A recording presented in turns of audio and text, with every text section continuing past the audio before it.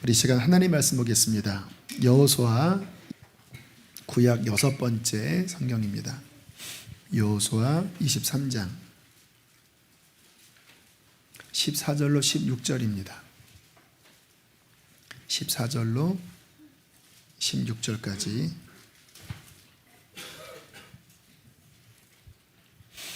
우리 한 목소리로 읽겠습니다. 시작.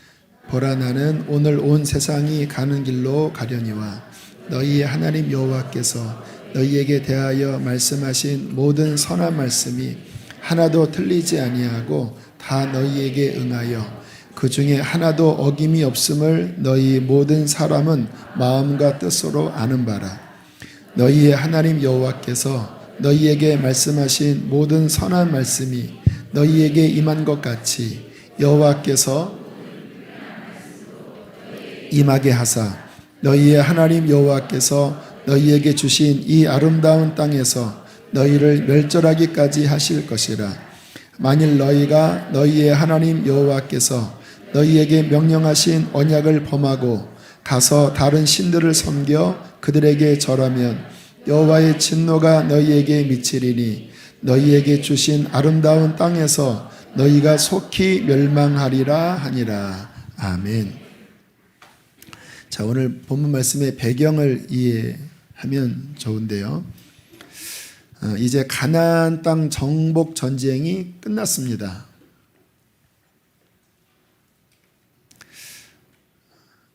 여호수아가 죽기 전에 마지막 유언을 합니다. 그것이 오늘 여호수아 23장, 24장의 내용이에요. 어떤 유언이냐면 첫 번째는 이러한 유언입니다. 너희는 복된 세대다. 하나님께서 아브라함 때부터 이 가나안 땅을 유업으로 주시겠다고 약속하셨다. 그렇죠. 아브라함을 부르실 때부터 이 땅을 너와 네 자손에게 주리라. 하지만 아브라함은 그 약속을 자신의 인생에 맛보진 못했습니다. 약속은 받았지만 성취되지는 않았어요.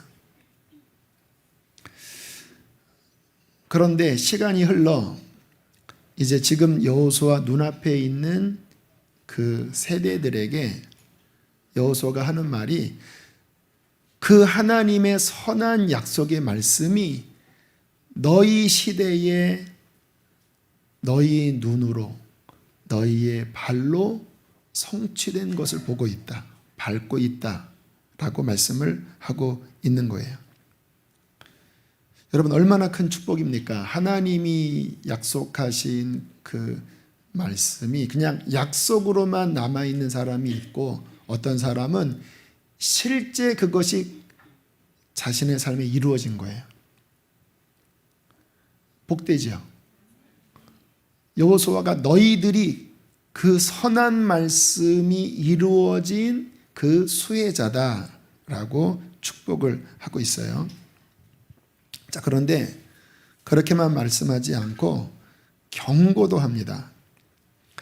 그러나 하나님의 선한 말씀을 지금 너희의 삶에 받았다고 안심해서는 안 된다. 선한 말씀이 이루어진 것처럼 불길한 말씀도 임하게 될 수 있다라고 경고를 하는 거예요. 15절에 말씀하지요. 모든 선한 말씀이 너희에게 임한 것 같이 여호와께서 모든 어떤 말씀이요? 불길한 말씀도 너희에게 임하게 하사. 어떤 불길한 말씀일까요? 하나님이 모세를 통하여 말씀하셨어요. 가나안을 주겠다.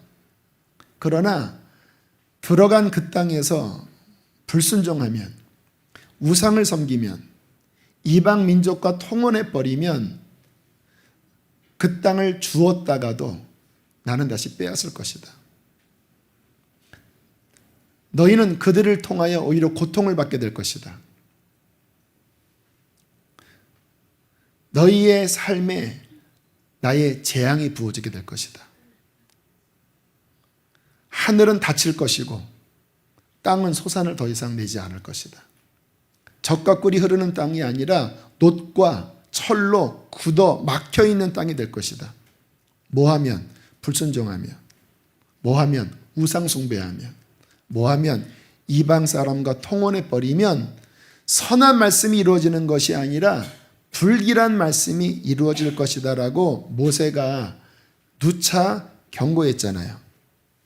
오늘 여호수아가 그 이야기를 하는 거예요.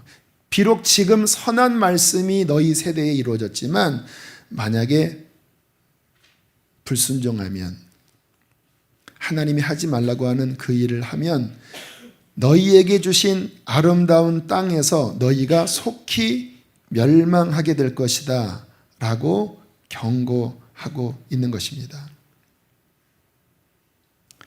그러므로 하나님의 선한 말씀이 이루어질지 불길한 말씀이 이루어질지는 너희의 태도에 달려있다. 이것은 오늘 우리에게 주시는 굉장히 중요한 교훈입니다. 하나님의 선한 뜻이 우리에게 이루어지기를 바라잖아요. 그러나 불길한 말씀도 성경에 많이 나와요.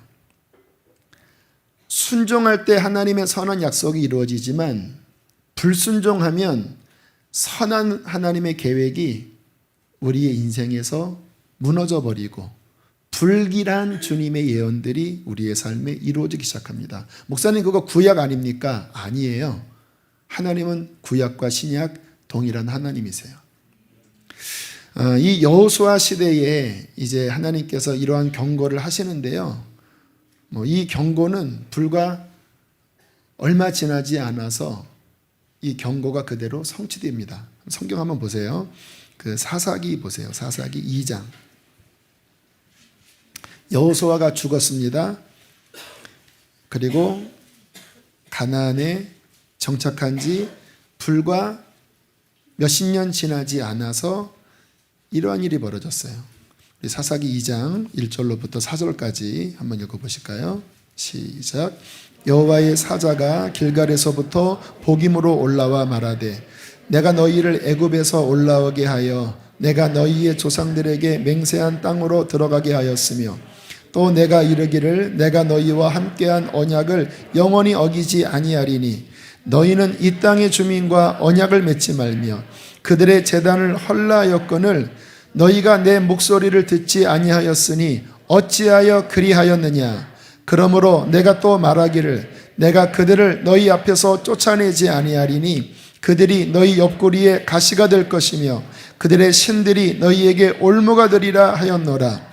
여호와의 사자가 이스라엘 모든 자손에게 이 말씀을 이름해 백성이 소리 높여 우는지라. 그래서 그 지역이 이름이 복임입니다. 뜻은 울었다라고 하는 말이에요. 불길한 말씀이 이루어져 버린 거예요. 왜냐하면 이스라엘 백성들의 마음이 견고하지 못했습니다. 그 땅에 들어가서 우상에게 눈이 팔려버린 거예요. 하나님은 형상이 없거든요. 그런데 우상은 눈에 보이는 뭔가가 있는 거예요. 그러니까 그 땅에 들어가서 우상 섬기고 이방 사람과 통혼을 하면서 결국 이와 같은 하나님의 경고가 더 이상 그들을 너희 앞에 쫓아내지 아니할 것이며 그들이 너희 옆구리를 찌르는 가시가 될 것이다 라고 하는 이 경고가 이루어지게 되는 것입니다. 우리의 삶에 늘 이와 같은 말씀으로 점검하셔야 합니다. 그냥 교회 왔다 갔다 하면서 그냥 내가 예수님 믿으면 되지라고 생각하시면 안 돼요. 디테일하셔야 합니다. 과연 나의 삶에는 여호와의 선한 말씀이 이루어지는가? 불길한 말씀이 이루어지는가? 저는 신앙생활을 하면서 이와 같은 말씀을 늘 마음에 둡니다. 제가 신앙생활을 하면서 뭔가 이렇게 잘못 갈 때 이 같은 말씀이 제 마음을 많이 쳐요. 저는 참 부족한 사람인데요. 근데 지금 저의 삶을 이렇게 돌아보면 나의 어떠한 역량이나 나의 가진 어떠한 자원을 훨씬 넘어서는 하나님의 선한 은혜들이 제 삶에 너무나 많이 지금 임해 있어요. 대표적인 게 바로 여러분들입니다. 참 저희 교회는 귀한 신앙의 양들이 참 많이 오세요. 이렇게 한 분 한 분 뵐 때마다 이렇게 이쁜 분들이 오실까? 기도하는 모습 뵈면은 너무너무 사랑스럽고 그리고 너무너무 좋아요. 이렇게 뜨거운 성도들과 함께 목회하는 게 쉽지 않거든요. 근데 하나님께서 저의 목회에 이러한 은총들을 부어주셨어요. 귀한 약물이들. 그리고 부족한 종이지만 하나님이 저를 은혜의 통로로 써주시어서 참 말주변도 없고 지식도 부족한데 하나님께서 그 말씀을 저를 통해서 전하도록 역사하고 계셔요. 이렇게 이제 여러 사람들이 그런 피드백을 해주세요. 이렇게 메일로도 또 카톡으로도 우리 교인 아닌 분들도 이제 말씀을 통해서 회복되고 살아났다고 하는 그런 말씀을 들으면 정말 감사해요. 내가 생각해도 그렇게 제가 설교를 잘하는 스타일은 아니거든요, 정말로. 그런데 하나님께서 그 나의 말의 어떠함이 아니라 이 안에 그 성령님께서 이렇게 파동으로 역사하시는 능력이 있는 것 같아요. 그 나의 어떠함이 아니라 하나님이 부으시는 거지요. 그 제가 막 하겠다고 그렇게 되는 건 아니거든요. 사람이 이렇게 말을 잘해서 사람을 이렇게 감동시키는 것과 성령께서 함께 하셔서 영적인 은혜가 나가는 것은 전혀 다른 차원입니다. 그러니까 저는 말을 잘하는 건 아닌데 하나님께서 은혜를 주셔요. 그래서 참 감사하다. 나의 삶에 하나님의 은총이 깃들여 있구나. 그거는 하나님의 은혜구나라는 생각을 하면서 감사하는데 제가 늘 두려워하는 게 있어요. 만약에 내가 불순종하기 시작한다면 겸손을 유지하지 못하고 작은 성공에 취하여 교만해져 버린다면 또는 죄의 유혹이 다가올 때 내가 거기에 넘어져 버리게 된다면 이 모든 것들은 멈출 것이다.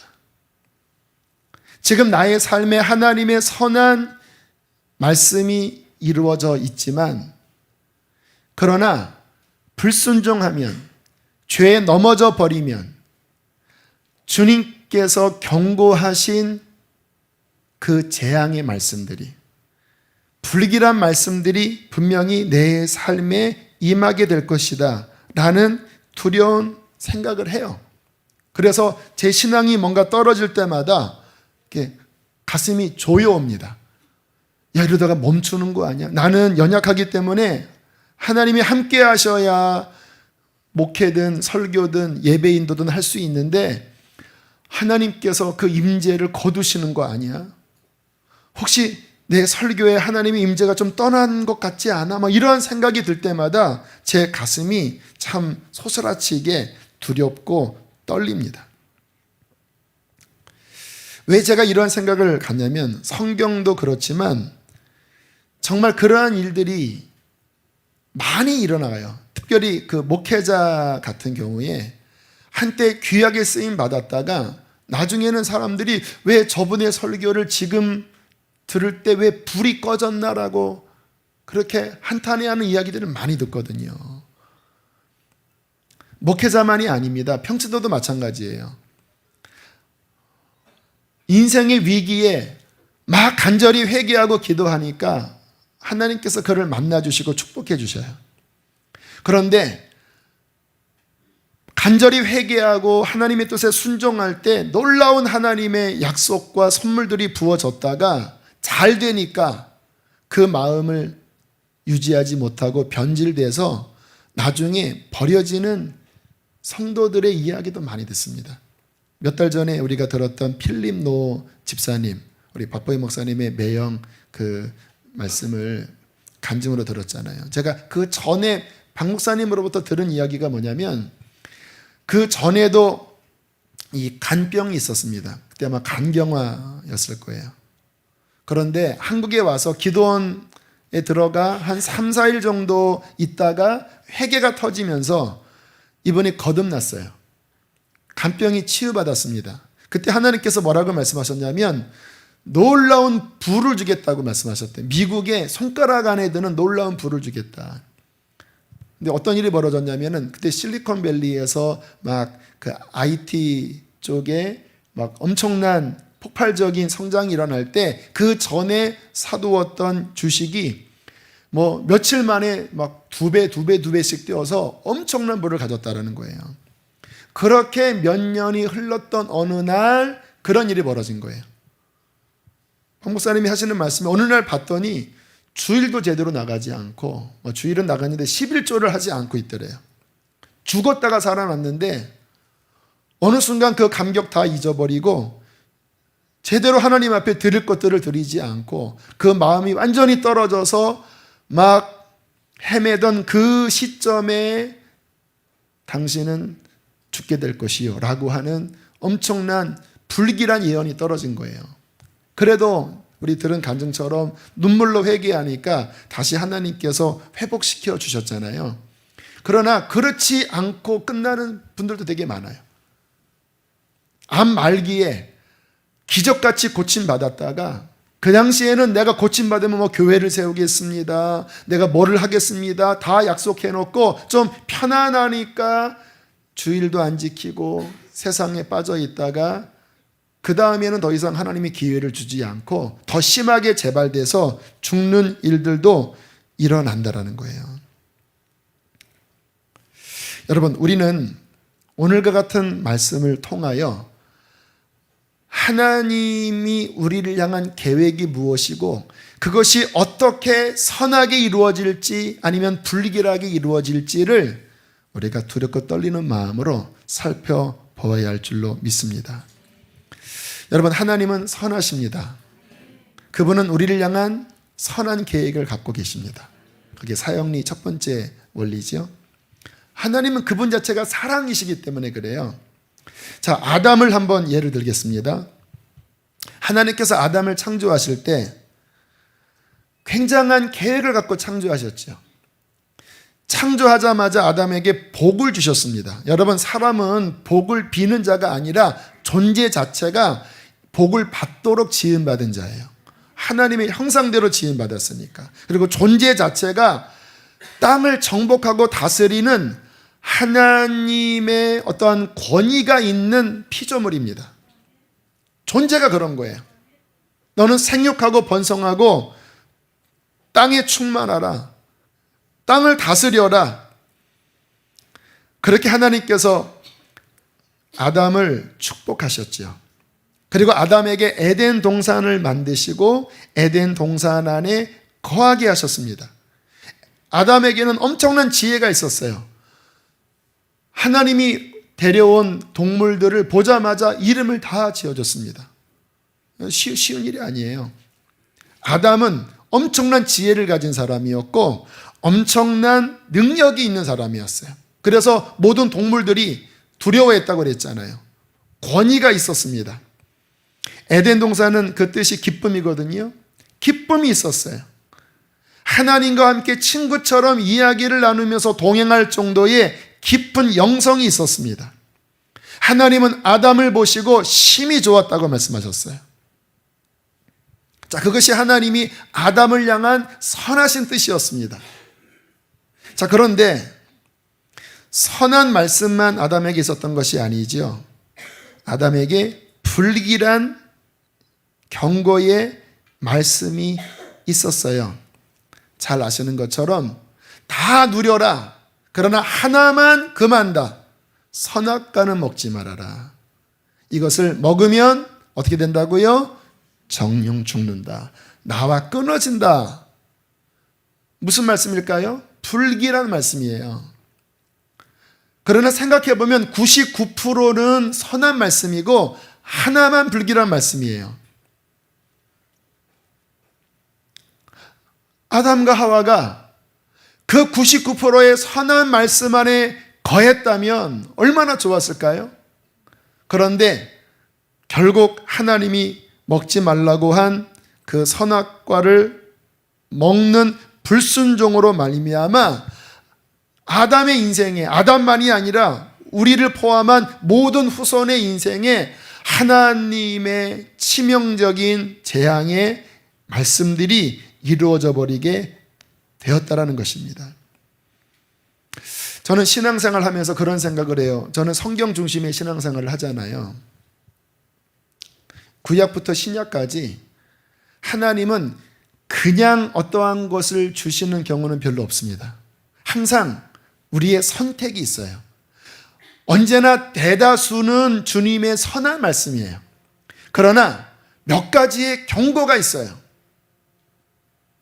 그리고 우리가 선한 말씀을 택할지 불길한 말씀을 택할지 언제나 테스트를 받더라고요. 이스라엘도 가나안에 들어가서 테스트를 받았어요. 아담도 테스트를 받고 그 테스트에 믿음으로 순종으로 반응하면 선한 말씀이 그 인생에 이루어지면서 놀라운 복을 누리죠. 원래 하나님이 계획했던 복을 누리죠.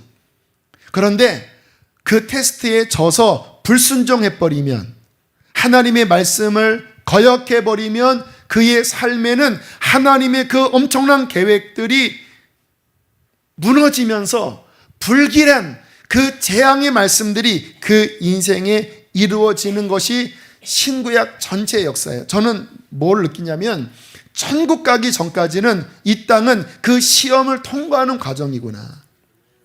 아담과 하와뿐만이 아니에요. 저도 이 믿음 생활을 하면서 수많은 유혹 속에, 수많은 시험 속에 놓여요. 내가 이거를 택할 것인가, 이것을 택할 것인가. 신앙생활은 무엇입니까? 믿고 순종함으로써 하나님의 선한 말씀이 내 인생에 이루어지게 하는 게 신앙생활이에요. 할렐루야. 우리가 왜 예수님 믿습니까? 하나님의 선한 말씀이 우리의 삶에 이루어지려고 예수님 믿는 거예요. 가장 대표적인 게 바로 구원 사건인데요. 보세요. 아담과 하와가 범죄하여 하나님을 떠났을 때 그때부터 하나님께서는 선한 말씀을 하십니다. 여인의 후손에게서 메시아가 나올 것이다. 그 메시아가 뱀의 머리를 밟을 것이다. 그리고 창세기 12장에 와서 아브라함을 택하신 다음에 너희 후손을 통하여 천하 만민이 복을 받을 것이다. 그 씨를 통하여 내가 구원을 이룰 것이다. 계속 주님께서 선한 약속을 말씀하세요. 그리고 역사의 때가 이르렀을 때 예수 그리스도가 이 땅에 오셨지요. 그리고 십자가와 부활로 사탄을 깨버리셨지요. 자, 그리고 하신 말씀이 뭐냐면 누구든지 회개하고 나를 믿으면, 나의 말씀에 순종하는 참된 믿음이 되면 나의 선한 창세기부터 나타난 그 계획을 너희에게 이루어 너희 죄를 용서할 것이며 너희에게 성령을 부어줄 것이며 너를 나의 아들로 삼아줄 것이다. 내가 너희 인생을 사용할 것이다. 그렇게 말씀하셨어요. 우리들은 누굽니까? 그 선한 말씀의 순종으로 동참한 자예요. 그렇잖아요. 우리가 어떻게 구원받았습니까? 그 하나님의 말씀을 믿음으로, 회개함으로, 이제 순종함으로 하나님의 자녀된 놀라운 권세를 얻었고 죄사함을 얻었고 성령을 받은 하나님의 축복된 그 자리에 들어갔잖아요. 이게 신앙생활이라는 것입니다. 자, 그런데 여러분, 예수님께서 십자가에서 흘리신 피는 우리만을 위한 피가 아니라 저 믿지 않는, 심지어는 북한의 김정은을 위해서도 주님께서는 피를 흘리셨어요. 예수님의 피가 김정은한테는 예외는 아니잖아요. 김정은도 회개하면 예수님의 보혈이 적용될 것입니다. 그런데 하나님의 선한 말씀이 있음에도 불구하고 마음을 닫고 완고하게 거절해버리면 하나님의 선한 말씀이 그에게 미치지 않은 거예요. 오히려 믿지 않음으로 말미암아 정죄당하는 일이 벌어지게 되는 것이죠. 자, 믿은 후에 대해서도 한번 살펴볼까요? 우리가 예수님을 믿었어요. 구원받았어요. 성령이 우리 안에 오셨어요. 그러나 이 정도가 하나님의 온전한 뜻이 아닙니다. 주님의 뜻은 우리에게 성령의 충만을 부어주기를 원하세요. 그리고 우리가 주님께 쓰임받아서 많은 열매 맺는 자가 되게 하기를 원하십니다. 그래서 예수님 믿고 어떤 사람은 100배 결실을 맺는 사람이 있어요. 그러나 예수님을 믿긴 믿었지만 성령 충만함을 누리지 못해요. 예수님을 믿긴 믿었지만 열매가 맺혀지질 않아요. 늘 죄 사이에서 방황하고 늘 하나님 앞에 부끄러운 모습으로 늘 양다리 걸치기의 신앙생활을 해요. 그러면 내가 구원의 길로 첫 번째 발걸음을 들어섰지만 주님께서 계획하신 그 다음으로 나아가지 못하고 부족함만 이루어지는, 그냥 간신히 이렇게 구원의 첫걸음만 내딛다가 계속 방황하는 형태에 머물러 버릴 수 있잖아요. 어떤 사람은 능력 있게 쓰임받고 어떤 사람은 제대로 쓰임받지 못하고. 왜 그럴까요? 그 삶에 하나님의 온전한 말씀이 이루어지게 하느냐 못하느냐는 그 마음의 믿음과 순종에 달려 있다는 것입니다. 오늘 박 목사님 이야기를 자꾸 하는데요.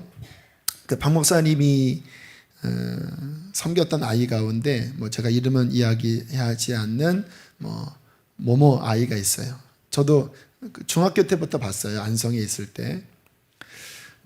알코올 중독인 부모님 아래에서 아주 역기능적인 가정에서 늘 훔치고 어릴 때부터 본드를 하면서 그냥 완전히 정신을 제대로 차릴 수 없을 정도로 망가진 아이였다고 합니다.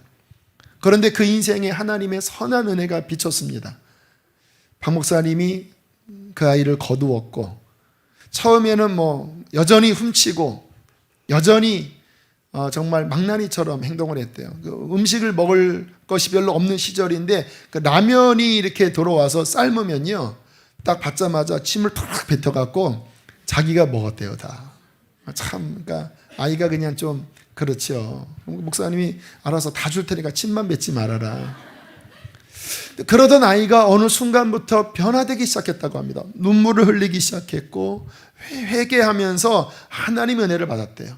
아마 이 이야기는 박 목사님 설교를 들은 사람들은 알 거예요. 어느 날 학교를 가는데 이상하게 아이가 학교 갔다 와서 배고파하더래요. 도시락을 싸줬는데도. 그래서 너 왜 그러냐 했더니 처음에는 말을 하지 않다가 나중에 알고 보니까 그 학교에 밥을 먹지 못하는, 도시락을 싸지 못하는 아이가 있어서 매일 그 아이에게 밥을 주고 본인은 그냥 수돗물을 먹었다라는 거예요. 참 너무 기특하잖아요. 변했으니까. 근데 하나님께서 그런 마음을 주셨대요. 내가 너의 평생 먹을 것을 책임져 주겠다. 주님은 그런 분이거든요. 뭐를 이렇게 바라고 하는 게 아니라 정말 믿음으로 순종하면 그분은 사랑이시라 그것에 막 따따블로 갚아주시는 분이세요. 할렐루야. 이제 그것을 목적으로 신앙생활 하면 기복주의가 되는 건데, 그게 아니라 내가 그냥 순종하면 정상적인 하나님의 복이 그에게 부어져요. 그러면서 그 아이 안에 놀라운 변화가 일어났습니다. 이 머리가 본드를 하도 많이 해서 굳어있는 아이였거든요. 근데 어느 날 갑자기 막 1등을 하기 시작하고, 검정고시 놀라운 성적으로 패스하고, 그리고 감신대에 들어갔어요. 그리고 교회에서 이제 전도사 역할을 하면서 목사님 마음에 깊은 위안이 되는 아이였대요. 왜냐하면 대다수의 아이들이 다 다시 세상으로 갔는데 그 아이만큼은 그렇게 변화받고 지금은 전도사가 되어 쓰임 받으니 목사님 마음에 깊은 위로가 됐대요. 근데 어느 날 느낌이 이상해졌대요. 자꾸 늦게 들어오고 뭔가 낌새가 안 좋아서 보니까 이 아이가 PC방 가서 도박 게임에 빠진 거예요. 어느 날 경찰이 왔는데 돈을 훔치다가 그것이 걸려서 구속되는 일이 벌어졌어요. 그것 때문에 박 목사님이 말할 수 없는 상처를 몇 년 전에 받으셨다고 해요. 근데 어떻게 그런 일이 생기게 되었냐면, 학교 갔다 와서 레포트를 써야 되는데 컴퓨터를 제대로 사용할 수 없어서 레포트 쓰려고 PC방에 갔대요. 근데 이렇게 옆에 보니까 누가 그 도박 게임을 하는데 한번 해봤대요. 근데 그때 사탄이 역사하잖아요. 막 100만 원을 번 거예요. 그러니까 막 너무 기분 좋아서 그 다음에 또 하고 또 하고 또 하다가 돈 다 날리고 결국 도둑질하고 그러다가 다시 감옥에 가는 일이 벌어지면서 그 삶에 말할 수 없는 추락이 벌어지게 되었어요. 목사님이 굉장히 마음이 안타까워 하고 계십니다. 목사님은 언젠간 돌아올 것을 믿고 계시더라고요. 그러나 아쉽잖아요. 그렇게 계속 깨끗하게 갔다면 그 이름이 얼마나 존귀하게 쓰임 받았겠으며 그 목사님의 영적 유산을 더 풍성히 받아서 귀한 주님의 종이 되지 않았겠습니까? 그런데 지금은 더 이상 목사님을 면목이 없어서 그 앞에 나가지 못하고 지금은 그렇게 슬퍼함 가운데 있다고 하는 이야기를 들을 때마다 얼마나 마음이 아픈지요. 여러분, 하나님의 선한 뜻이 온전히 이루어지는 사람이 되기를 힘쓰셔야 합니다. 성경을 보면요, 하나님의 뜻이 온전히 이루어지는 사람이 있고요, 거의 근접해서 이루어지는 사람이 있고요, 하나님의 계획은 이만큼인데 그 계획이 실패된 사람도 있어요. 다윗과 같은 경우를 한번 보실까요? 성경에 하나님이 다윗을 주목하셨습니다. 어린 나이였지만 다윗의 중심이 하나님 마음에 맞았어요. 그래서 하나님이 어릴 때부터 다윗을 왕으로 세우시겠다고 인선하셨습니다. 그뿐만 아니라 주님께서 이제 장차 메시아를 보내실 거잖아요. 그런데 나의 메시아를 예표하는 구약의 대표적인 인물을 다윗으로 내가 삼겠다. 그렇게 해서 다윗을 선택하셨거든요. 그 하나님의 기대에 보답이라도 하는 듯이 다윗은 정말 순결했습니다. 고난이 와도 하나님의 뜻에 순종하고 하나님 여전히 찬양하고 그렇게 정말로 하나님께서 높이 드실 만한 그릇으로 잘 자랐어요. 결국 하나님의 뜻이 그 인생에 이루어지기 시작했습니다. 때가 되자 왕이 되었고요, 그가 전쟁하면 백전백승이었습니다. 왜냐하면 이 다윗을 하나님이 예표하신 것은 그 예수 그리스도의 왕권이거든요. 전쟁 다 이겼어요. 놀라운 영광이 다윗에게 주어졌던 어느 날 밧세바와 간음하는 일이 일어난 거예요. 그 남편을 살인하는 일이 일어난 거예요. 물론 다윗이 회개했을 때 하나님은 그 계획을 포기하지 않고 다시 복권시켜 주셨습니다. 그러나 두 가지 문제가 있어요. 하나는 그 밧세바 간음 사건, 우리야 살인 사건 이후에 열왕기, 사무엘 하를 보면 다윗의 인생은요, 이렇게 평탄하기보다는요, 굉장한 징계를 받습니다. 아시죠? 막 아들에게 막 쫓겨다니고, 이렇게 깔끔하게 마무리되기보다는 그 끝이 징계로서 마무리되어지고요. 또 하나 아쉬움은 말씀드렸잖아요. 예수님을 예표하는 게 다윗이라고. 물론 우리가 다윗은 예수님을 예표합니다 하면 그렇게 거부 반응은 없지만 저는 성경을 읽으면서 하나님께서 이 다윗이 간음했을 때 참 속상하셨겠다. 이 점 하나가 찍힌 거잖아요. 예수님을 좀 온전히 드러내야 되는데 여기에 이렇게 옆구리에 점 하나가 있는 거예요. 간음하고 살인한. 하지만 다윗이 회개했기 때문에 하나님께서는 용서하시고 그럼에도 불구하고 하나님의 뜻을 이루셨습니다. 솔로몬을 보실까요? 하나님께서 솔로몬을 향하여 계획하신 것은 성전을 세우는 것이었습니다. 그리고 태평성대의 시대, 그 이스라엘 역사상 가장 부강한 시대를 하나님께서 계획하셨어요. 솔로몬이 하나님을 사랑했거든요. 그래서 솔로몬의 인생에 그 왕이 된 이후 한동안 그 선한 뜻이 정말로 놀랍게 이루어졌습니다. 막 지혜가 부어지고 전쟁하지 않아도 막 주변의 애굽과 많은 나라들이 그 앞에 절하고 지혜가 얼마나 뛰어난지 수많은 나라에서 그 지혜를 듣고자 막 몰려들고요. 재산이 얼마나 많은지, 그 나라가 얼마나 부귀해졌는지 1년에 들어온 그 금 세입금이 666달란트, 얼마인지 모르겠어요. 대단 엄청난 많은 돈들이 막 들어오면서 막 대단한 부귀와 영화, 그 하나님의 선한 뜻이 이루어지는 그 끝 어느 날 갑자기 우상 숭배하기 시작하는 거예요. 우상 앞에 분향하기 시작하는 거예요. 우상을 위하여 상당들을 만들기 시작하는 거예요. 그러니까 갑자기 하나님의 선한 계획이 갑자기 멈춰지기 시작합니다. 진노하기 시작해요. 선지자가 와서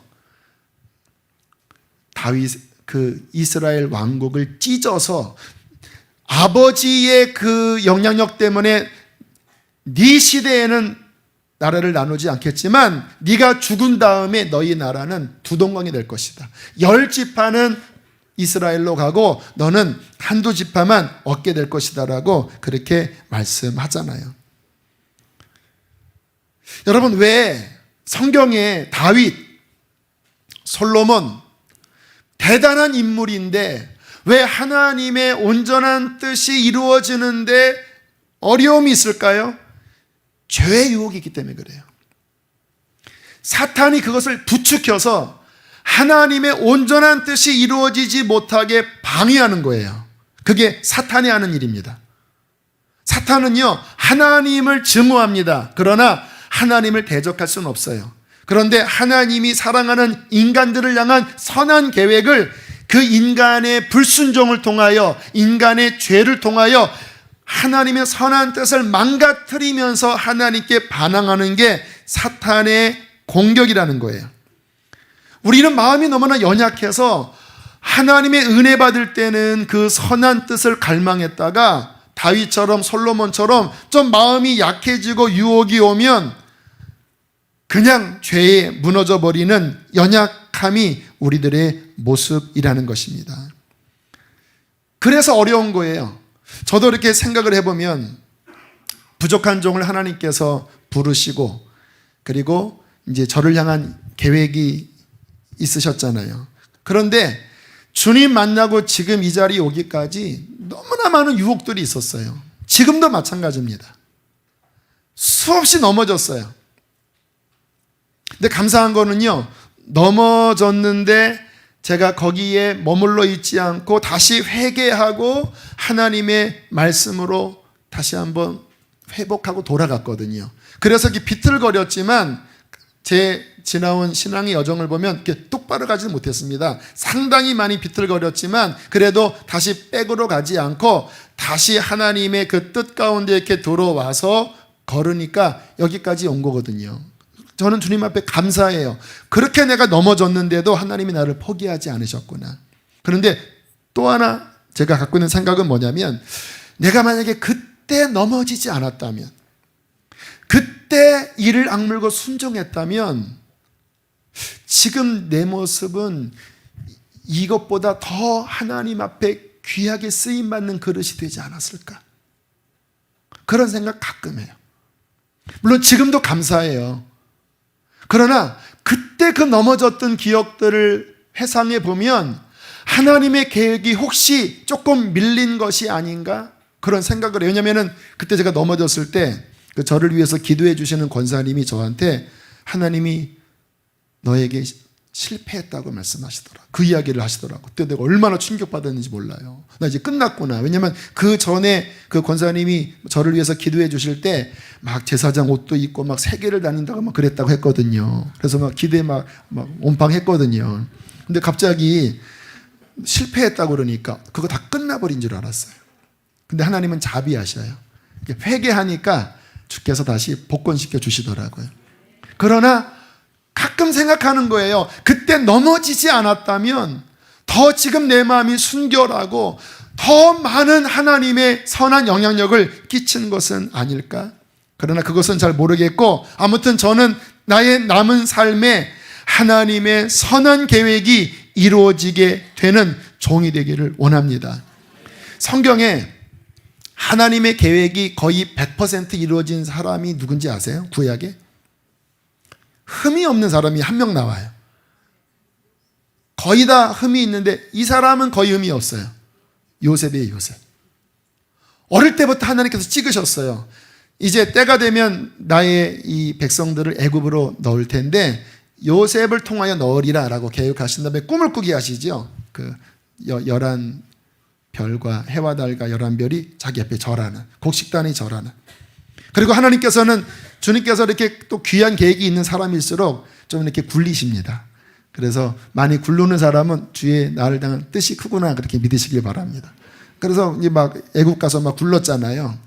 그런데 요셉에게 치명적인 유혹이 왔어요. 그 젊은 혈기의 그 요셉에게 그 아리따운 보디발의 아내가 막 요염하게 이렇게 다리를 꼬으면서 얼마나 막 유혹을 했을 때 쉬운 일이 아니잖아요. 젊은 사람이 대부분 넘어가는 유혹 아닙니까? 더군다나 외로운 사람인데, 근데 그것을 물리치고 또 무엇을 이겼습니까? 그 어릴 때 버림받은 상처 때문에 형들을 용서 못할 수도 있잖아요.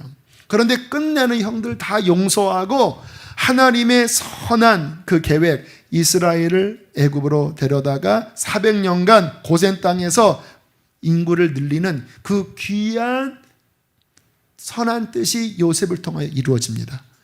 그래서 요셉이 받은 복이 뭔지 아세요? 여러분, 이스라엘 지파 중에서 12지파 중에서 누가 첫째 아들이죠? 르우벤. 근데 르우벤은 장자로 등록되지 못했습니다. 왠지 아세요? 르우벤이 야곱의 셋째 부인인가요? 그 종으로 부인한 그 어머니와 간음해버려요. 그래서 장자권이 르우벤에게서 떠나버렸습니다. 선한 계획이 떠나버렸어요. 그러면 누구에게 가야 됩니까? 원래는 시므온도 레위도 살인했기 때문에 하나님께서 제끼셨어요. 그러면 유다여야 합니다. 그렇죠? 왜냐하면 유다가 영향력이 있었거든요. 근데 유다도 보면 역시 뭔가 불완전했어요. 물론 유다를 통하여 메시아가 나왔지만 유다는 이스라엘의 장자는 아니에요. 그러면 어디로 갔어요? 아들들이 많아요. 그런데 저 끝에 요셉이 이스라엘의 장자권을 받아요. 그리고 요셉은요, 아들 둘을 낳잖아요. 누굽니까? 에브라임, 므낫세. 그런데 요셉은 더블 지파가 됩니다. 요셉 지파가 두 개로 나눠서 그 야곱의 12아들의 반열에 에브라임과 므낫세가 일로 들어가 버려요. 이거 참 이상한 거잖아요. 야곱에게는 손자가 자기 아들이 돼버려요. 왜? 요셉이 하나님의 선한 뜻을 이루는 온전한 순종으로 들어갔을 때 저 11째 아들이었지만 하나님은 그 지파를 2배의 복으로 채워주십니다. 이스라엘 장자권을 그에게 주십니다. 할렐루야. 하나님의 선한 말씀이 온전히 이루어지는 축복, 저와 여러분의 인생에 정말 사모하고 갈망해야 될 하나님의 귀한 복인 줄로 믿습니다. 어떻게 해야 그렇게 될 수 있을까요? 여러분, 우리의 삶에 하나님의 뜻에서, 제가 신앙생활을 해보니까 그렇더라고요. 그분께서는 우리 안에서 선한 계획을 보여주시면서 이렇게 끌어가시더라고요. 그런데 우리가 죄의 유혹을 받고 또 육신의 생각 때문에 그 하나님의 선한 뜻에서 자꾸 벗어나려고 하잖아요, 이렇게. 근데 그때 성령님은 우리 안에서 사인을 주십니다. 저 같은 경우에는 자주 드리는 말씀이지만 제 영혼 깊은 곳 안에 하나님과 교제하는 게 있거든요. 근데 주님의 뜻에 가까이 가면 갈수록 그 교제가 뜨거워지고 영적으로 더 활력이 있어져요. 기쁨이 넘쳐요. 그런데 내 삶이 어느 순간 그 하나님의 선한 계획에서 미끄러져서 육신으로 세상으로 돌아가기 시작하면요, 이 속에서 주님이 사인을 주세요. 불편한 마음을 주시고 너 그러면 안 된다라고 하는 경고를 주시더라고요. 영적으로 무기력해져요. 그러면 저는요, 거기서 멈춘 다음에 깊은 고뇌를 합니다. 왜냐하면 저는 뭐를 아냐면 제 인생이 짧다라는 것을 알거든요. 진정한 복은 주님 앞에 섰을 때 그분 앞에 인정받는 것이 진짜 복이라는 것을 믿거든요. 근데 주님께서 경고하시는, 너 이대로 가면 나의 선한 뜻이 내가 너를 통하여 나의 영광을 드러내려고 하는 그 계획들이 있다. 그러나 그것은 이루어지지 못하게 될 수도 있다. 너 계속 그리로 가면 너는 열매에 못 맺을 수 있다. 이러한 경고의 음성이 들릴 때마다 그래, 이게 아니지.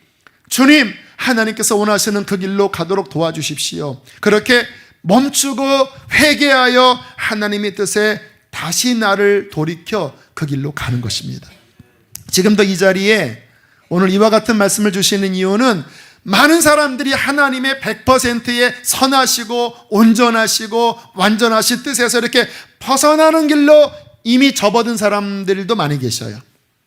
영적으로 무지해서 하나님이 원하시는 단계는 2단계인데 한참 떨어진 그 단계의 자리에서 머물러서 그냥 엉덩이 비비고 있는 사람 많아요. 주님께서 그러한 사람들을 볼 때마다 안타까워하세요. 왜요? 시간은 찰칵찰칵 지나가요. 주님 앞에 갈 날이 점점 다가와요. 그런데 그 시기를 다 놓쳐버리고 저 어정쩡한 자리에서 열매 맺지 못하는 자리에서 그렇게 머물다가 끝내버릴 수 있기 때문에 주님께서는 안타까워하시는 것입니다. 이와 같은 말씀을 듣고 회개하십시오. 주님 뜻이 하늘에서 이루어진 것처럼 내 삶에 온전히 이루어지게 해달라고 갈망하셔야 합니다. 하나님께서는 제가 신앙생활을 해보니까 그런 거더라고요. 내 힘으로 열심히 사는 게 아니에요. 내가 원하는 길을 막 내가 끌고 나가는 게 아니에요. 하나님의 선하신 뜻을 찾고 그 하나님의 선하신 뜻에 나를 밀어넣기 시작하면요, 어떻게 되는지 아세요? 그전에는 내가 끌어가는 인생이라 지쳤는데 하나님의 선하신 뜻에 근접하면 근접할수록 하나님의 은혜의 동력이 나를 끌어가기 시작합니다. 여러분, 우리는 우리 힘으로 사는 게 아니라 하나님의 움직임에 연합하여 그 하나님의 동력에 순응하면 주님의 힘이 우리에게 부어집니다. 믿으십니까? 이때 하나님이 도와주시는 거예요. 이때 풍성함이 있는 거예요. 하나님께서 그 인생을 보호하세요. 그러면서 열매들이 맺혀지는 거예요. 그런데 이 하나님의 뜻을 떠나서 내 힘으로 살려고 하면요, 이게 열심히 사는데 이게 남는 게 없어요. 이번에 미국 갔을 때 그 더글러스 킴이라고 하는 선교사님이 그 HYM 집회를 창설하신 분이세요. 이분은 목회자가 아니라 평신도입니다. 부동산을 미국에서 운영을 하고 계시더라고요. 그런데 2000년도인가 불을 받은 거예요. 내가 이 LA에 청년들을 섬겨야 되겠다. 그래서 HYM이라고 하는 Here Am I Young Christian Movement, 주님, 젊은 사람들이 하나님 앞에 돌아와 나를 보내소서 하는 주님의 사람으로 주님 그렇게 운동을 일으키겠습니다. 그래서 HYM 집회를 봄, 가을 지금 18년 동안 18년 동안 이끈 거예요. 근데 이분은 그냥 평신도인데 그 마음 안에 그냥 목적은 젊은이, 제 앞에서 우시더라고요. 나는 젊은이 살리는 게 내 소명이라고. 그리고 본인은 전도하는 게 사명이라 그 부동산 사람들 이렇게 집도 팔고 사고 하는 그 일을 하면서도 늘 전도한대요. 돈이 목적이 아니래요. 신기한 거는 전도만 하면 그냥 계약이 척척 된다는 거예요. 막 당장 이 집을 팔아야 되는데 본인은 그거 신경 안 쓰고 그 손님한테 전도했대요. 그러더니 막 눈물 흘리고 그게 착각착각 계약되는 일들이 너무나 많이 발생되는 걸 보면서 하나님 나라의 일을 구했더니 이 모든 것들은 하나님이 더하신다고는 이야기를 하더라고요. 여러분, 이게 하나님이 계획한 인생이에요. 내가 내 인생을 막 뭔가 이렇게 막 계획하고 막 돈을 벌려고 애를 쓰면서 도와달라고 하면 평생 달려가도 지치기만 해요. 그러나 하나님이 나를 향한 계획 그 안에 서면 하나님께서 이 모든 것을 더해 주시는 거예요. 2008년 9년도에 제게 무슨 일이 있었냐면, 이제 그래, 주님 오실 날 다가왔으니까 내가 신앙생활 똑바로 천국 가는 길 잘 가야 되겠다. 그렇게 제 신앙이 한참 각성된 어느 날 요한계시록을 읽는데 갑자기 요한계시록이 이렇게 열려지기 시작했어요. 그러니까 그전에는 이게 도대체 무슨 소리야, 이게 뭔가 이렇게 희미했는데 그때는요 이렇게 한 30분 만에 요한계시록이 읽혀지더라고요. 그래, 요거는 요런 구조구나. 이거는 이런 뜻이겠구나. 물론 100%는 아니겠지만 아무튼 이전과는 전혀 다르게 요한계시록의 말씀들이 이해가 됐어요. 그래서 그거를 정리했어요. 그런데 그쯤 무슨 일이 있었냐면 그 유기성 목사님이 여름을 기해서 좀 특강을 하면 좋겠다. 부목사님들이 각각 할 수 있는 뭐 주제를 잡아서 특강을 하면 좋겠다. 그리고 제가 그 제안 끝에 요한계시록을 해야 되겠다. 근데 이제 요거를 한다고 하고 오픈하는 시간이 일주일 정도밖에 없는 그 끝 지점에 제가 요한계시록을 하겠다고 이야기를 한 거예요. 보통 일주일이면 사람들이 안 모이잖아요. 그런데 자, 하루에 열리는 요한계시록 하겠습니다라고 선언을 했는데 사람이 150명, 180명이 일주일 만에 몰려들었어요. 그리고 그날 하루 동안에 그때 제가 깨달았던 그 1장부터 22장까지 전체를 한 8시간이 아니라 한 6시간 동안 이렇게 전하면서 저도 굉장히 은혜 받았고 성도들도 은혜 받았어요. 그때가 2008년 정도인 것 같아요. 그리고 이제 잊었는데 자꾸 마음속에 한 번 더 할까라는 생각이 들었어요. 근데 저는 늘 막 임의로 하는 걸 별로 안 좋아하거든요. 하나님께서 원하시면 이게 주님의 마음이면 확증을 주세요. 그때 어떠한 집사님이 꿈을 꿨대나 목사님 그때 했던 요한계시록 한 번 더 해주세요. 갖고 시간이 좀 쉽지 않아요. 그랬더니 수요 예배 때는 좀 해주세요. 그런데 마음속에 이거 하나님께서 이분을 통해서 하라고 하시는구나라고 하는 사인을 얻었어요. 그분이 지금 중국 가 계신 김선희 선교사님입니다. 그리고 2010년 11월 정도부터 하루가 아니라 7강, 8강을 다시 이제 쪼개서 요한계시록을 1장부터 이제 준비하기 시작했어요. 근데 그 한 2년 전보다 더 풍성해지더라고요. 그리고 이제 수요 공예배 때 했기 때문에 인터넷에 그것이 올랐어요. 선화목적교는 좀 파급력이 있잖아요. 근데 그것을 누군가 모아서 유튜브에 올랐어요. 근데 그 당시 한참 막 주님 오실 날 관심이 많이 고조됐던 시기라서 그랬는지 조회수가 막 나중에 보니까 10만 조회수가 넘어간 거예요. 그리고 그때가 2010년 11월부터 해서 2011년 1월인가 2월에 마쳤는데 8강인가 했는데 2011년 8월에 목회 나왔잖아요. 초기에 저희 교회 온 사람들의 대다수가 요한계시록 듣고 오신 거예요. 여기도 아마 그런 분들 계실 거예요. 그때 한참 막 신천지가 다루고 교회는 잘 안 다뤘잖아요. 그래도 제가 용기 있게 조금 뭐 부족함이 있어도 그 8번을 한 8시간짜리를 누가 다 묶어서 올려놨더라고요. 참 그분 무식한 분이에요. 막 8시간짜리 이 설교를 올린 거예요. 그런데 그 설교를 듣고 저 교회 가자 하고 초기에 한 70%가 다 그렇게 해서 오신 분들이에요. 무슨 이야기 하려고 하냐면 저를 향한 계획이 있잖아요. 이 마지막 때 내가 너를 쓰겠다. 근데 제가 그 하나님의 뜻을 갈망하는 가운데 있으니까 어느 시기에 주님께서 말씀을 열어주신 거예요. 그리고 하나님의 때에 제가 순종으로 요한계시록 설교를 잘 안 합니다. 왜? 이단 공격받거든요. 근데 뭐 이단으로 뭐 공격받으면 어때? 뭐 내가 잃어봤자 본전이지 하고 했는데 주님께서 그것을 사용하셔서 하나님의 뜻을 이루는 중요한 징검다리 역할을 하게 하신 거예요. 여러분, 우리가 정말 하나님의 뜻을 갈망하잖아요. 하나님께서 그 뜻을 우리 가운데 더 열어주십니다. 별거 아닌데 내가 하나님의 뜻을 막 갈망하여 막 그 뜻 안에 있으면요, 뭔가가 내 삶 안에 열려요.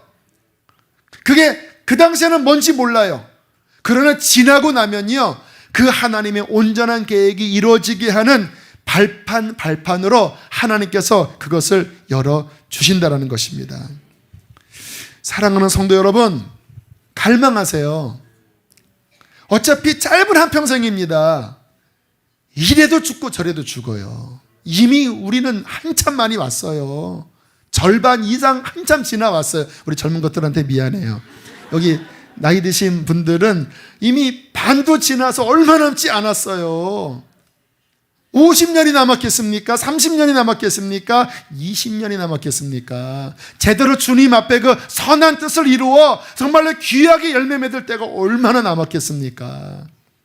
여전히 그 언저리에서 그냥 내 생각, 인간의 생각에 그냥 하나님과 코도 맞추지 못하고 그렇게 살다가 막상 주님 앞에 갔더니 주님의 심판대가 뭔지 아세요? 하나님이 우리를 향한 그 온전한 계획이 얼마나 이루어졌는지가 심판입니다. 여러분, 성경에 나와 있는 다윗, 솔로몬, 모세, 그들에 나타난 그 성경 이야기가 무슨 이야기인지 아세요? 비록 부족한 면이 있었어도 하나님의 선한 뜻이 그의 삶에 이루어진 현장이 성경에 기록된 거예요. 우리가 주님 앞에 가면 주님께서 인정하시는 거는요, 하나님의 선한 뜻이 이루어진 그것이 하나님의 영광으로 드러날 것입니다. 근데 막상 주님 앞에 갔더니 막 주님께서 한숨 쉬면서 그게 너를 향한 뜻이 아니었다, 그렇게 말씀하신다면 그날에 얼마나 허망하겠습니까? 주님이 원청사진을 보여주시는 거예요. 내가 너를 향한 계획은 너를 통하여 이러한 놀라운 뜻을 계획하고 있었다. 근데 주님 왜 안 이루어졌어요? 내가 그때 너한테 감동했잖아. 설교를 통해서, 꿈을 통해서, 환경을 통해서. 근데 너는 늘 그거는 나와 맞지 않아, 나는 그거 좋아하지 않아 하면서 너의 꿈을 꾸었고 너의 계획을 세웠고 늘 내 생각대로 네 원하는 것을 향하여 갔기 때문에 나는 너에게 두드렸지만, 나는 너에게 감동했지만 너의 거절 때문에 나의 뜻은 너무나만 이루어지지 않았다. 그렇게 말씀하신다면 얼마나 허망하겠습니까? 저는 그렇게 되지 않게 되기를 바랍니다. 우리 인생은 짧디 짧습니다. 많은 사람들이 그래요. 그냥 아무렇게나 살아놓고 다 하나님의 뜻이래요. 이것도 하나님의 뜻, 저것도 하나님의 뜻. 아니에요. 여러분, 성경을 깊이 들어가면요, 우리의 반응이 얼마나 중요한지 아십니까? 그래서 로마서 12장에 너희는 하나님의 선하시고 기뻐하시고 온전한 뜻이 무엇인지 뭐하라고요? 분별해라. 에베소서에는 세월을 아껴라. 마태복음 6장 주기도문에는 뜻이 하늘에서 이루어진 그 100%의 뜻이 너의 삶에도 이 땅에도 이루어지도록 날마다 깨어서 기도하라 하시잖아요.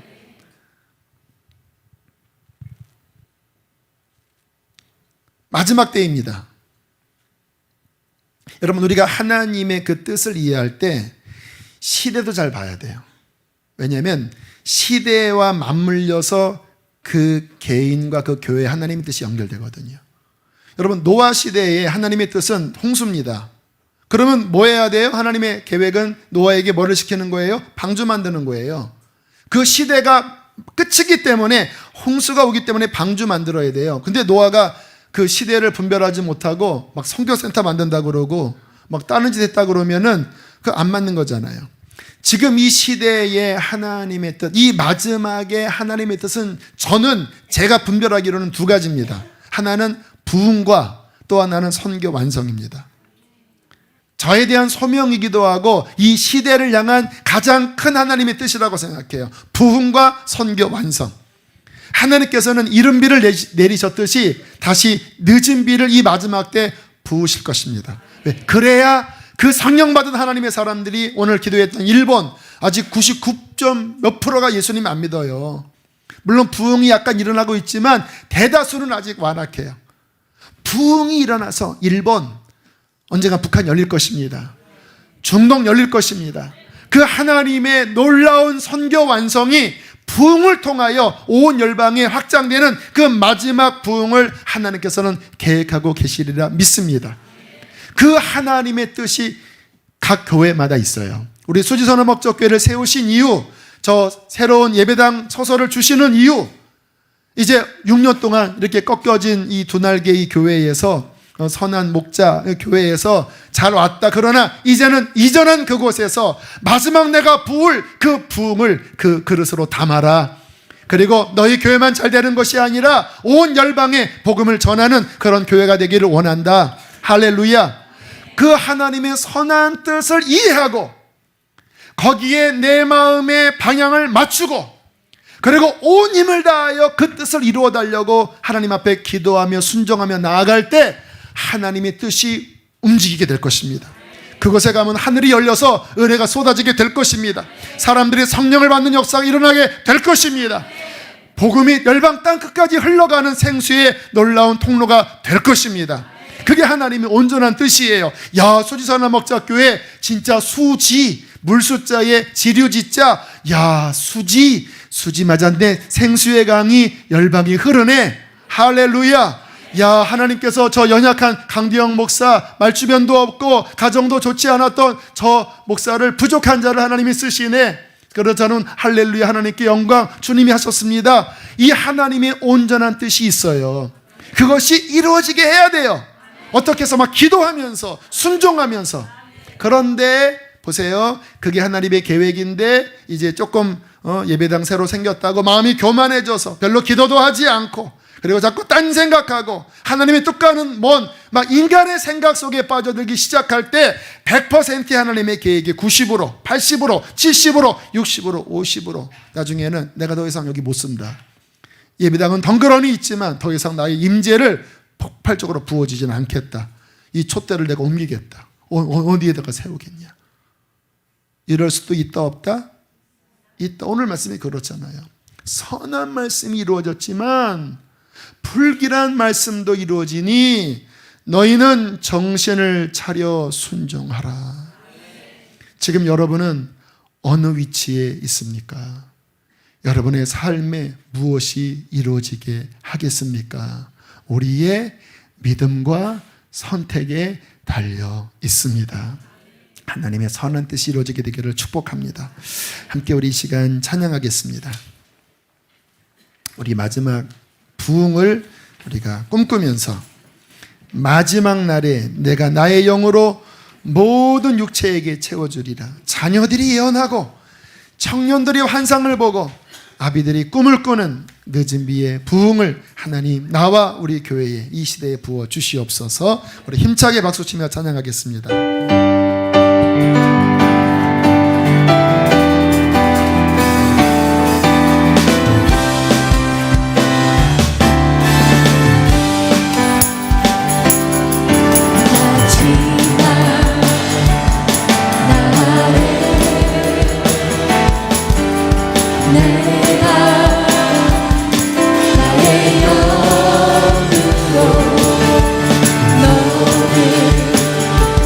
백성의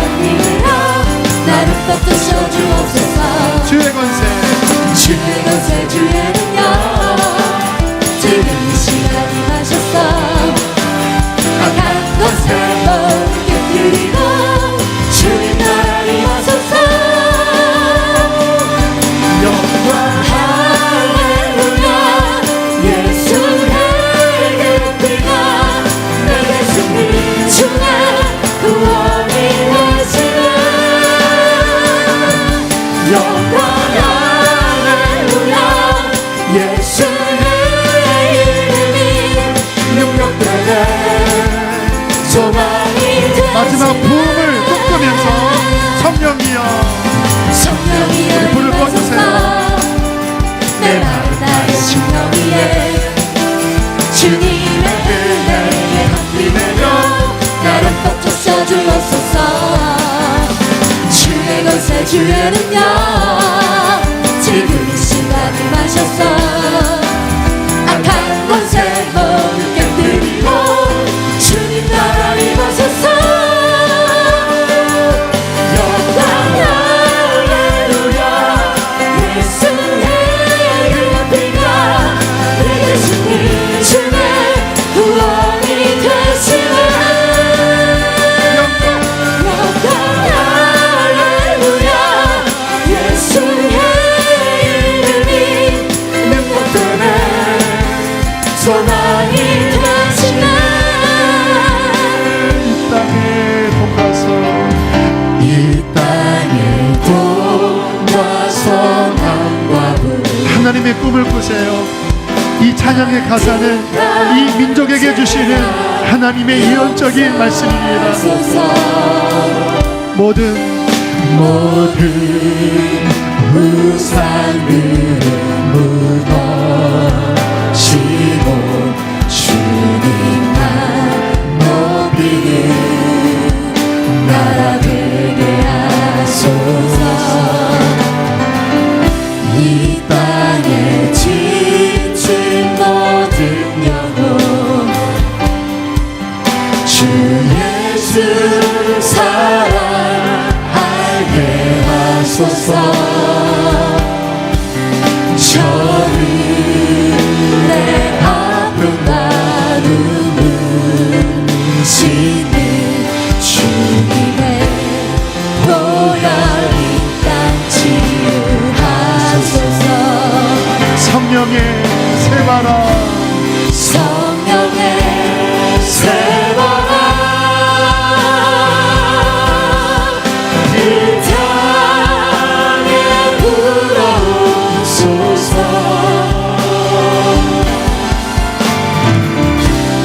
주의 영 그 생기와 우리를 다시 살리사 이 땅에 하나님 영광 더하는 그런 나라가 되게 하소서. 열방에 하나님 영광 비추는 그런 나라가 되게 하소서. 한라에서 꿈을 꾸세요. 꿈을 꾸세요. 백두에서 백두에서 땅의 끝까지 주님 오실 길을 주님 오실 길을 예비하며 주님만 섬기는 나라 되게 하소서. 이 땅에 바로 나입니다. 우리입니다. 이 교회입니다. 하늘의 생기 하늘의 생기 부어주소서. 열방을 치유하는 주 백성 주님의 군대를 일으켜 주소서. 성령의 새바람 성령의 새바람 이 땅에 불어오소서. 주의 영 그 생기로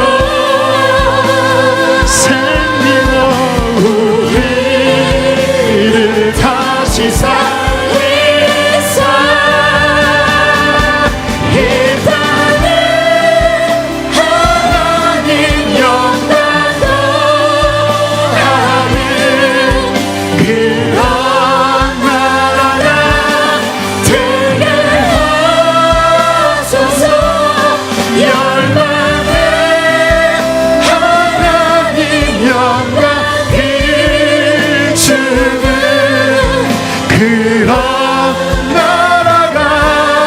우리 다시 한번 고백합시다.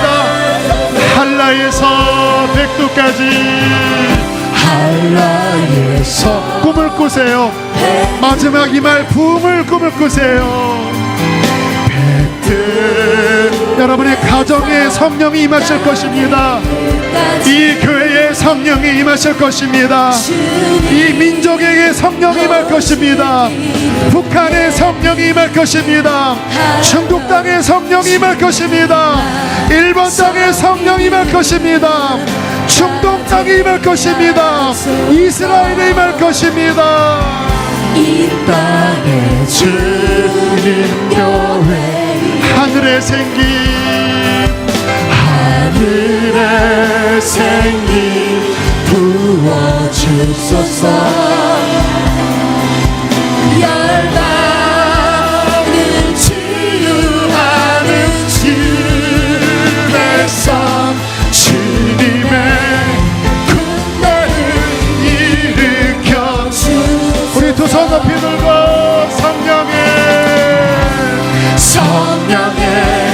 새바람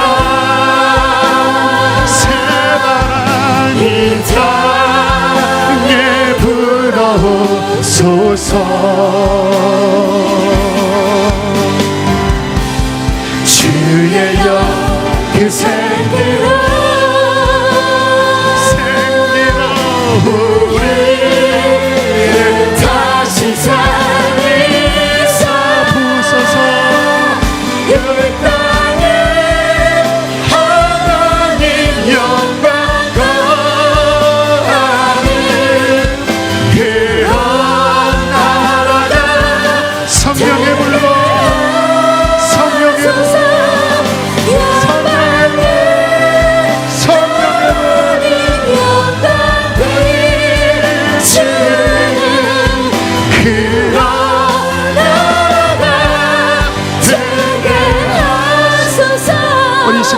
믿음으로 기도합시다. 성령의 불을 주십시오.